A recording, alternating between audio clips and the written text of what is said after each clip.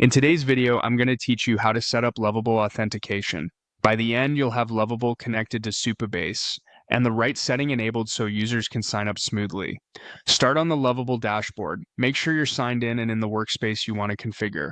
On the left-hand sidebar, click the profile or workspace icon, then open Settings. If you manage multiple workspaces, double-check the workspace name at the top of the page so you don't accidentally change the wrong environment. Inside Settings, look for the Connectors area. This is where Lovable lists services it can plug into. Use the search box to quickly filter, then type Supabase. When the Supabase card appears, select it and choose Connect Supabase. Keep this tab open. You'll come back after confirming a couple of things in Supabase.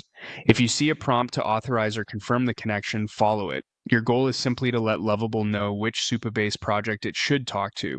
Now switch over to the Supabase dashboard and open the project that corresponds to your Lovable app. You'll need at least maintainer level access here. From the left navigation in Supabase, click Authentication. This is the control center for how users register, verify, and sign in. Within Authentication, navigate to the Sign In or Providers section.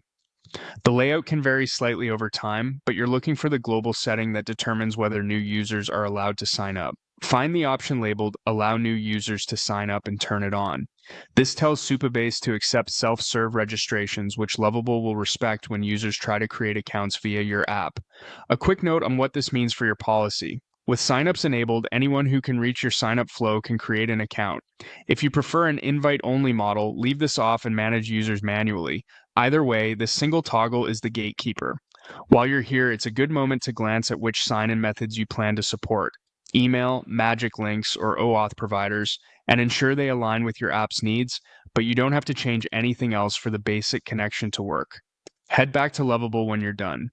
With the connector initiated on Lovable's side and signups allowed in Supabase, your authentication pipeline is ready. If something doesn't appear to link right away, a quick refresh of the Lovable settings page usually reflects the update.